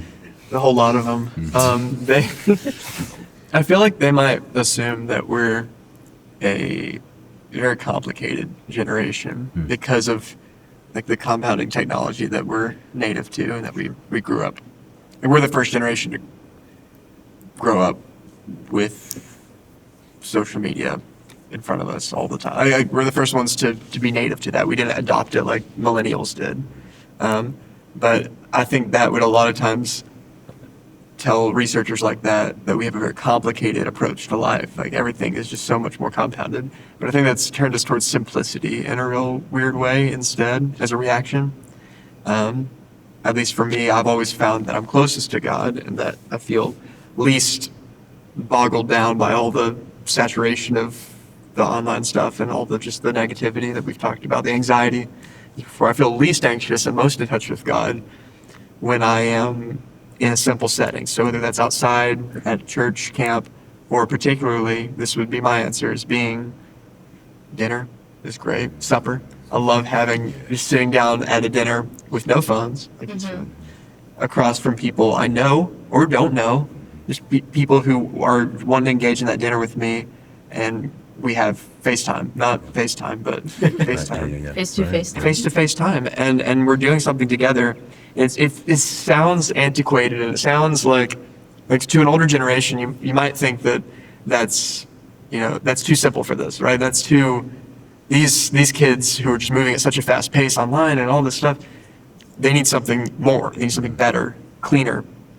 No, we want to go live in the woods like Walden. Simplicity. We want simplicity, and we want to have dinner. And so I feel closest when I'm having just supper with someone. So it's interesting, and these guys wouldn't know this, and you don't have to go deeply into this if you want to, but I think it's fascinating because you're working on this supper. Yeah, I'm trying to do a documentary about it. So he's working on a documentary. That's what he does, for where we go for around the work. world. We try to find random people to have dinner with. Wait, that's really Sit down cool. for dinner with. That's really cool. And what happens over that meal? Because that's where I feel in touch with God, and that's what motivated me to do this. Because I'm like, that's it. Because there's something it's magical. It's spiritual. There's something godly about that interaction, and I think we all love that kind of. Well, it's not a authenticity. coincidence that the last thing Jesus did with the people he loved the most around him was break bread, and have it over a supper. So thank you. All right. Did you have anything before I hit my next question? Did you have anything that you wanted to add? I think that it's easy to feel or to say that you feel closest to God when you're at church or you're, living the high life. Everything's going very well for you. But really, I felt his presence when I've been in dark times and sad times. And you really feel him comforting you. And you feel very close to him. That's right. And you look up to him and, he's there for you. Okay. Thank you. All right. So shift in questions here, the same kind of thing. Thinking about church, your experience, your insight. This is a project around generations. Tell me something that you admire about some older generations. Something that you watch them do life, you see the way they do faith, you see something and you're like, I wonder what that's like. Something that you admire about older generations. Remind us of the ones that we're doing in this series. Do it now. Remind us of the generations. Yeah, we're so the touching ones on. we're focusing on in this series, we start with it's called the silent generation, and they're from like 1924 to 1945, and then we've got the baby boomers from like 46 to 64, and then Gen X, which is the best generation of all, which is How humble. how humble, which is from 65 to like 80, somewhere in there, and then millennials, which is, about mid-80s to the turn of the century, or to about 96 or 97, you guys, and then Alpha, which is... We're doing Alpha? Yeah. Oh my gosh, I didn't know that. Absolutely doing Alpha. Are we gonna have a baby in the chair? No, we got some older Alphas. Alphas are up to what? We've got some... 2011. years old, 12 years old, something like that. We do. We've got some 2011 would be 8, 9, 14 years old. 10-year-olds. Yeah, Oh my that's gosh. right. So it's going to be awesome. But, I like it. so what something you admire about older generations that you'd like to say out loud?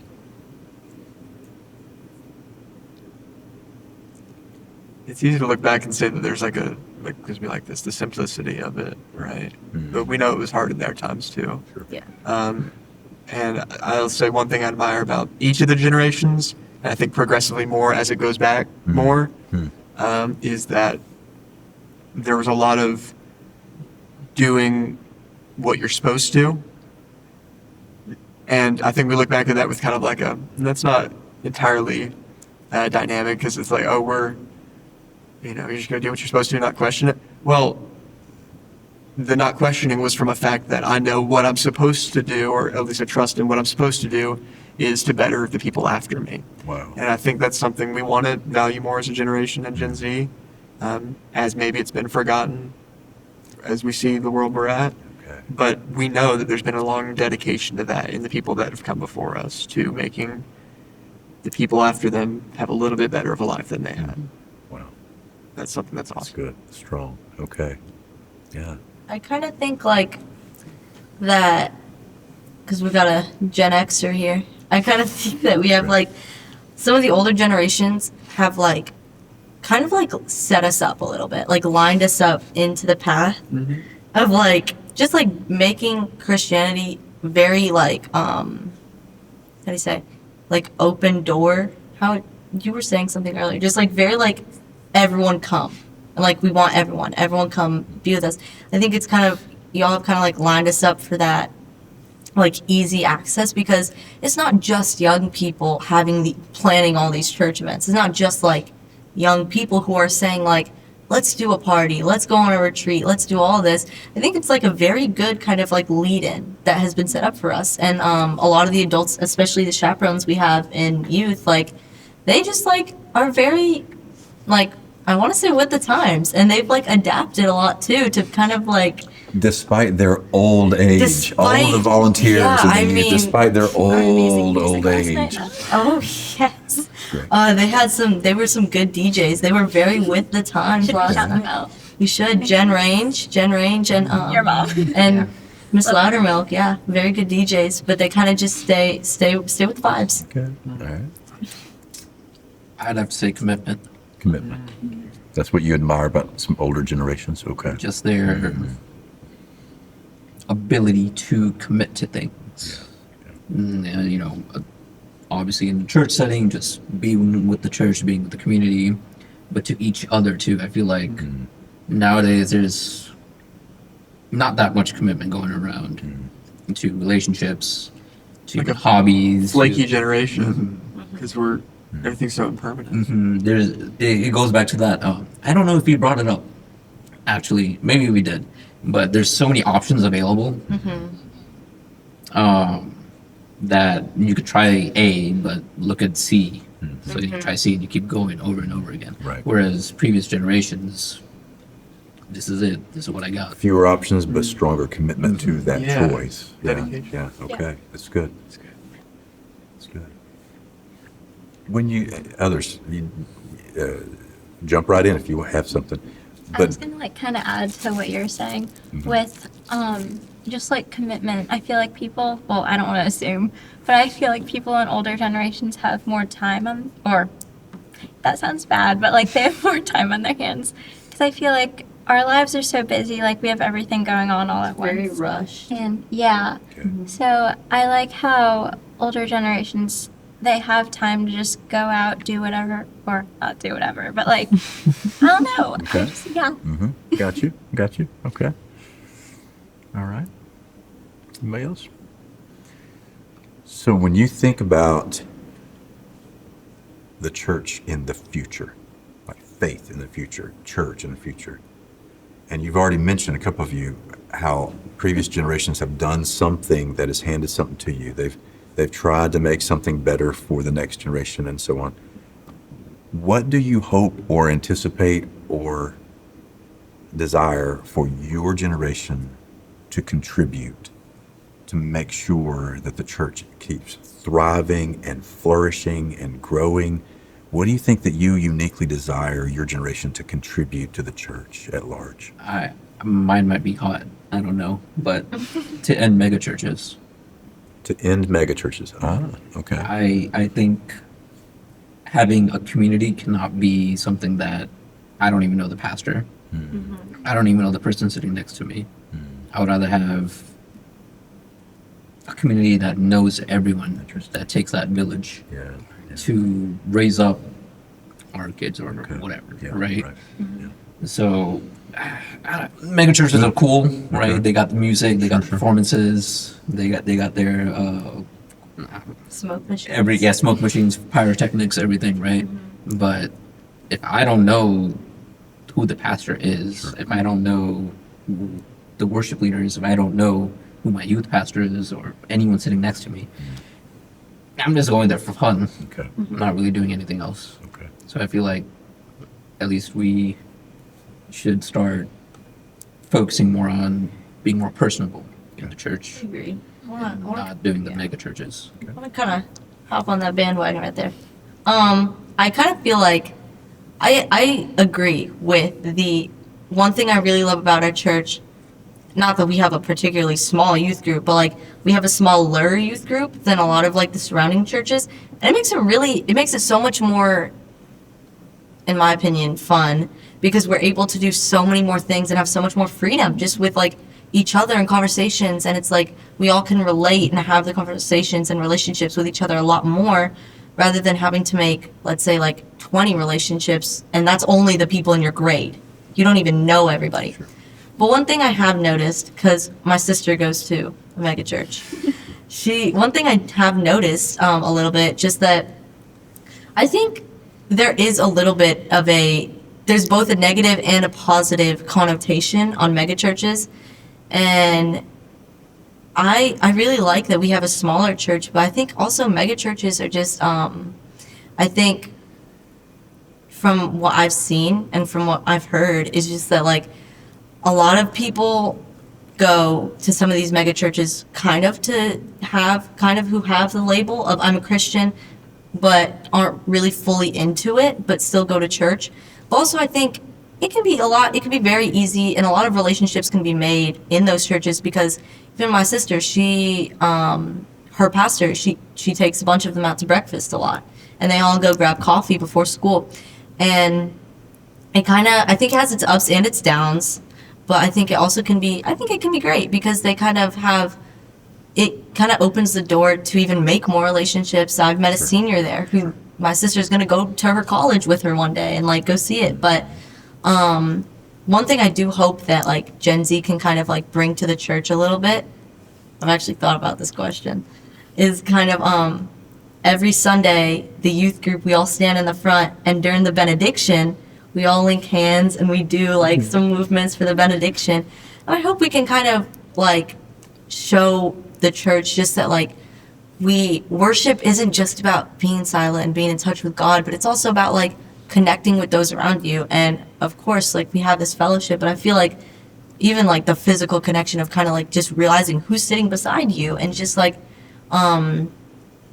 I hope that we can pass on a more expressive kind of worship a little bit.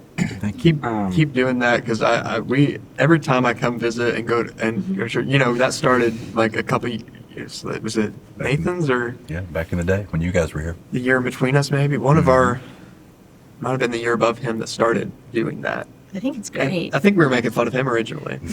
Like trying to see if he'll notice us from the stage, and we all started doing that. And I came back like after my first semester of college or second or whatever, and I'm like, oh, they're still doing it, and it has been so special because I don't know, but on what you guys are both saying, I'm very optimistic that this kind of stuff will value the village, and that we're not going to have iPad kids with the church. Now, granted, that's not in judgment. That's in like no one knew, right? Now we know. And That's right. Yeah. But what it is That's a powerful phrase. Hang on, sit with it a minute. iPad. No one knew. Now we know. A church can do a lot with that if we learn from what we didn't know but now do. Right? I mean, go ahead. So, Yeah, no, I don't think any of us hold judgment against the world that brought us. That's why I kind of chuckled when you said the generations brought us here or lined us up for this, Yeah. because it wasn't, because you're right. They gave us all of the opportunities that we have. I've also heard that same things said in a negative connotation, as in, oh, the other generations, they built us this world that we have to live in now that's so negative. Yeah, right. Yeah. But I don't think us as Christians, as us Gen Z Christians, should or do even hold any judgment or resentment towards those who came before, because we recognize that side of them that lined us up positively to have the opportunity to question these things and all this stuff. Good. But yeah, I Okay. forgot what we're saying. No, that's good. No, this is great. Glass Yeah, half go ahead. full. Glass half So I was thinking that we need to John use our Deere desire and wanting and really bring it out into the world and put us on the map and almost radicalize it almost. Say more about that. And I think that it's really going to bring people to us and say, I want to be a part of that, that they're doing all these good things and they want to love people for who they, no matter what they've done, just for who they are, and to bring them into the light of Christ. And if there's any generation that's capable of doing it, it's ours. We have the power to do it. Yeah. Because what I've heard you say for the last hour and a half or 2 hours is this hunger that each one of you in different ways has expressed for something real and something of a village, a community that where you can be you and be transformed and changed and challenged and change your mind and doubt, and all in pursuit of Christ. I'm hearing that from you. And if you take that passion that you just described, and that's your generation's gift to the church, that's not bad, guys. That is not at all a bad contribution to make for your one moment in history to contribute to this eternal thing that we call the church. All right, I've got one last question. Here's the question. What question should I have asked that I did not ask you? That you wish I would have asked? For any generation or for Anything in this conversation regarding, generations and our faith and your perspective in the world? Is there a question that you wish I would have asked that we would have pursued, talked about? I don't know.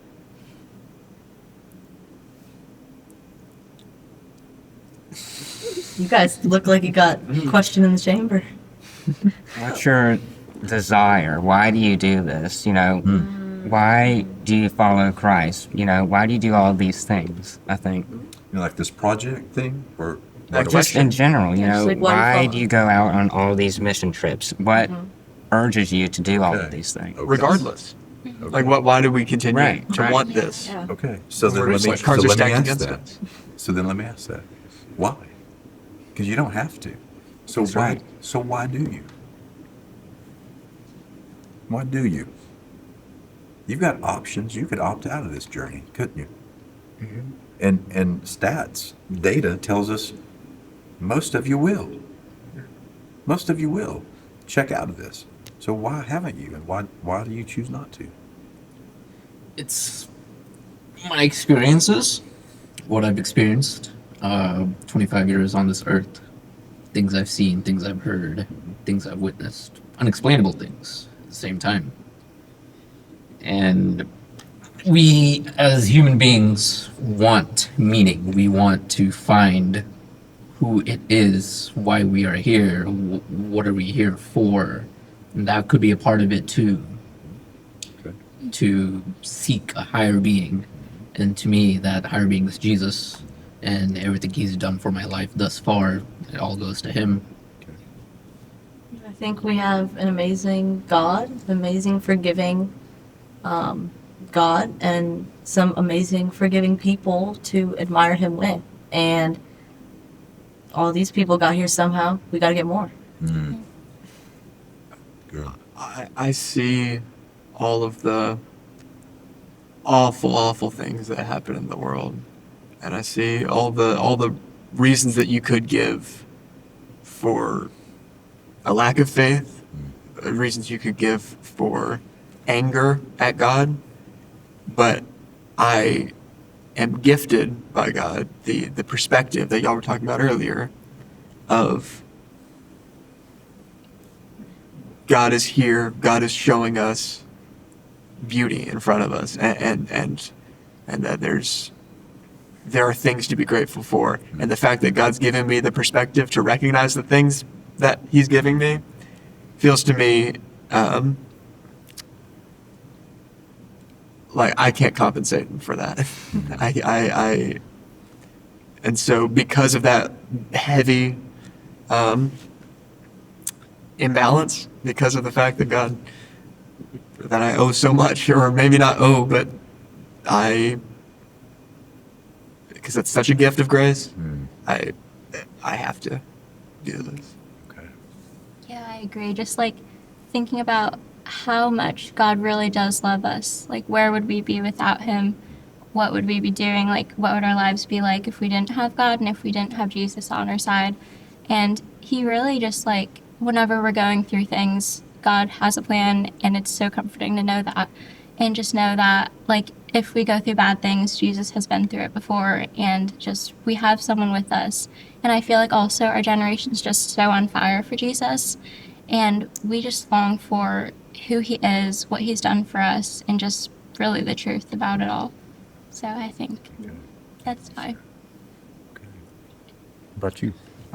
Bouncing off of what you said, I think it's the sheer experiences that we've all had seeing what our work has done to so many people that need it. And, just thinking, this is what our God wants. This is what we stand for. Just being genuinely good people. And I think that's what really keeps me going. Okay. Guys, you want to say one more thing, it looks like. Go for it. About the questions. Okay, yeah, sure. In today's climate, it seems that there's become a great blur between what it means to be Christian and then what it means to be a citizen of this country in terms of politics, ideologies, ways of life. And I think questions like that are important to discuss, especially for our generation and the upcoming ones. Yes. Those are those unanswered questions. Where does ideology lie in that faith? All that Exactly. kind of stuff. Yeah, it's a good Okay. question to consider. Very good. Okay. And I'm also curious to know how other generations view that as well, Yeah. because I've always had this negative connotation associated with older generations and their view of this. This broad cultural assumption that Yeah. we think Exactly. that they have, just because. And so when people say like, "Okay, boomer," Yeah, exactly, like that, right? we Boomer, associate right? them with Right. a certain Yeah. kind of what this whole thing is about. Disavowing is this cultural attachment we associate with them. So I'm excited to see. I want to know what I want to hear that question answered by maybe some older generation. Okay.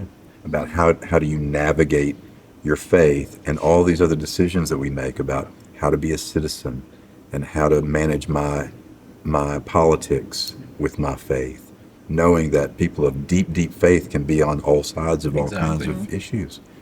Yeah, okay. How are you navigating that? I'm not asking you to reveal where you are on any ideology necessarily. We don't have to do that. But how do you navigate that? Because we live in a very pluralistic, very diverse society, and all of your friends, I guarantee you, this is an assumption I feel safe in making, all of your friends do not all believe and think the same way. There's a great diversity among your friendship circles, right? I'm assuming. So how do you navigate your faith and all these different ideologies and politics and so forth? How do you choose to navigate that? I think there's been a lot, especially recently. I think politics and ideologies and everything going on in the world around us has caused a great divide, even amongst Christians. What's going on in the world around us, I think we all still follow Christ. We all believe in Jesus. And even between us, things have gone, people have parted because of it. But I think it all boils down to, personally, what I remind myself of is love your neighbor. And it's so many people just they're going to have different beliefs than you. That's inevitable. That's the whole world. Everyone's going to have different beliefs. But just love your neighbor. You don't have to love the choice they make and you don't have to agree with it. But it's like, that's the choice they made. Don't go after them for it. Don't condemn them or tell them they're wrong. But like, love your neighbor and just like love everyone around you and show them the love that you felt from Jesus and just like share the love. Okay. As far as ideology goes, I'm someone who's predisposed to being very ideological. I don't know why, but I'm very macro in my thought all the time. But the simplicity that God has continued to show me is what helps me navigate not being that center, because God's shown me that the big things, ideologies and so forth, only matter if the things right in front of me matter. Yeah. And if the suppers matter, if the village is happening. And so it allows me to be healthily apathetic towards the ideologies I would have otherwise been obsessed with. Yeah. So You know, Ignatius called that holy indifference. Yeah. Have a holy indifference, to hold it loosely, because you realize what matters most is right here, the thing that's in front. holy art of not giving Yeah, not giving much care. much care. For keeping this. Yeah. And so, and honestly, the question I asked you all a minute ago about what do you think the greatest contribution may be of your generation, I think your answers are spot on. I would add one more. It's what you are saying right now. You have an uncanny ability, your generation, to hold some things in tension with each other. That here's a person I love, and they are my friend, and they are my neighbor, and we do not think the same way about XYZ, but my faith in Christ empowers me to love them and welcome them and still embrace them, no matter how diverse their life may be, or their choices may be, or their family may be, That is a gift that you're going to give the church, because you're going to lead us in that way. Because the previous generation, we have a harder time drawing lines in the sand than you do. And I think you may have something to teach us in that area. You really do. This has been great. I'm so grateful for all of your honesty, your feedback. And I'm so grateful that our first shot at one of these was with you. I'm serious. This has been so much fun for me. And I want to close this in a word of prayer. And then we'll go cause some trouble together somewhere. Some good trouble. All right, let's pray. God, I'm so grateful for these leaders in this faith, this church, Lord. I sense in their hearts a deep love for you and a deep passion for being a part of something that actually counts and that actually matters in the long run. And I'm humbled, Lord, by their sense of maturity and insight and the gifts that they bring to your church and to this church in particular, to JCBC. I'm so thankful to you, Lord, for them. I pray that you would continue to forge in them the faith that is so obvious in this discussion we've had. I pray that you would fan into flame the spark that is in each of them as they continue to bless our church and the world who is hungry and thirsty for you, Lord. And I pray these things in the name of Jesus. Amen. Amen. All right. So what is it that older generations get wrong about you? That these are the stereotypes that we assume. What do we get wrong about you? That we're a shallow generation that we don't quite have it right just yet, but we'll get there. But we're just not quite there yet. Just because we dance around and we sing and we laugh and we dance and do more dancing. And I just think and it's even we can have assumptions about older generations of they don't know how to let loose. And just I think everyone has these assumptions, but just that we're not committed and we're not serious and we can't get down to business when it's important to really talk about God and worship him. Okay. All right. It's we're babyfied, I guess. Mm-hmm. I've heard a lot of, oh look, you need to search it up to find the answer, or do you even know how to drive a clutch, or stuff like that, right? Very surface level stuff. But I mean, they're not wrong. I need to search some stuff up, but we're more than capable of doing exactly what older generations have done. Give us a chance. Let us show you. Okay. I also think just because of our age, because we haven't had the same experiences that people of older generations have had, that doesn't mean that we haven't had hard experiences and we haven't learned through those experiences also. And just each generation has different things. Wait, I forgot what I was saying. But just like, we're not a generation that doesn't know things. Like, we do know things, we do have a passion for things, and we all worship God differently, and that's okay. And I think just it's okay to have new traditions, have new things for a generation, and that's a good thing. Like, it isn't negative just because it's different. Okay. Thank you, Sarah. All right. Others, things that we get wrong about this generation that you wish we would get right.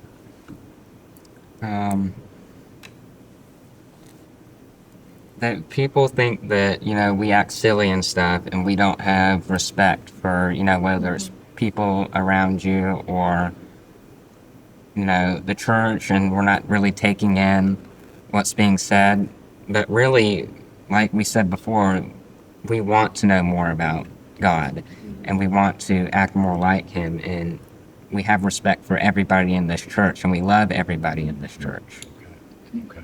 I kind of just want to, I know I've already spoken, but coming from my standpoint, I'm a very extroverted person, but I want to meet people. I want to meet like some of these other generations. And it's like, I volunteer at an old folks home, and it's like, I just love talking to them. And I'm like, you guys have such like a different Is that what it's called on the sign? Old folks Like home. old folks. Welcome to the Sewanee Old Folks Home. But no, it's just like, I think a misconception is kind of like, there's kind of like, maybe, at least to like what I've kind of felt is like, not necessarily like a line that's like dividing us, but like, it's kind of like, here are the youth do the youth, and here are the adults, and they're doing the adult things. And I'm like, I kind of want to like, I want to meet everyone in the church, and Okay. Pull I up a wanna- chair for us at the table. yes, Exactly.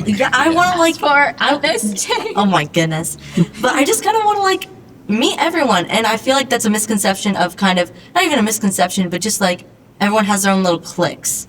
And that's like also inevitable. You're going to have your friends. But like, I want to get to know people in the church. I want to get to know some of the older generations. I want to hear their experiences. Maybe they went on a church retreat. Even before the three of us were here, they went out of the country on mission trips. Like, I want to hear about that. And I want to like hear about everyone's experiences. And like stop being so like closed off, but kind of just like meet everyone. Okay. It's a good word. From a personal experience, when I took over that front door where Fred Henderson was, it took a little while for the people that I was greeting to trust me. They assumed that I just didn't care and everything, that I was just another one of that generation. Right. But really, when they got to know me and understood me, we were able to make connections. Right. And they realized that I genuinely cared what they had to say and their opinions on stuff and their experience in faith. That's right. And I think that that's something that people need to get right, that we do care, and rather than just making an assumption about us. And were you going to say something? I was just going to add on to what he said. You mentioned the when they try to get to know you, or when they tried to understand you, Mhm. right? I think that's really important, because your question was, what do they misunderstand about us, or what do they get wrong? Mm-hmm. And I think we'll agree with whoever it is who's getting us wrong, that we're a generation defined by the technology around us and stuff like that. That's not us, right? But it's definitely been a big part of our lives. And I think the thing that can be gotten wrong easily is seeing that as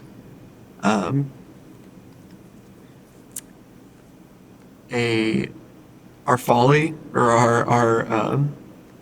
our crutch, as opposed to the thorn in our side. I know that the crutch sounds like a thorn, but we seeing it as something that we value, which then makes people think that we're lazy, that we are weak, and just anxious, and just incapable of connection, of all these adult things, of all these things we attribute to the other generations. Whereas if you saw it as a thorn in our side, you can look at our faces and try to understand us, like he's saying, and recognize that no, these are thorns in the side that as a church body we need to help dig out, because it is, then you'll realize we're not lazy, we're hurting. You know, and we need the help, and we can be a lot more. That's so good. In Strong. fact, hearing y'all, yeah, if the assumptions are, well, they just want to stay on their phones and they don't know each other. They're just glued to some screen. You know, if that's the assumption, and it safely. What generation was that? Yeah, that's Gen X now. I guess. I don't know. Millennial.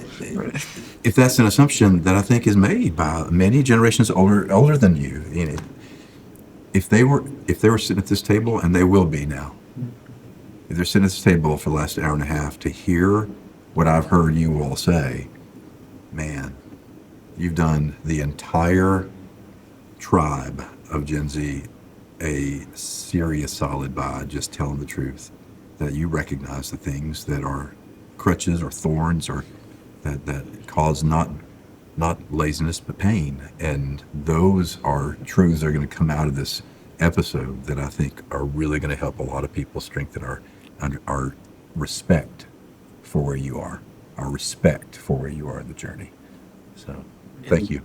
Can I say something to the audience? Yeah. Break the fourth wall. Break the Break the fourth wall, everybody. Break the fourth wall. Yeah. Just get to know us. Please. That's all, really. Please, just come to us. We are lost. We need guidance. We just need one hand to help us find the way. We're not aliens or anything, right? Yeah, we have got phones and stuff. Now we have AI. But just talk to us. That's the best way. Just talk to us. Get to know us.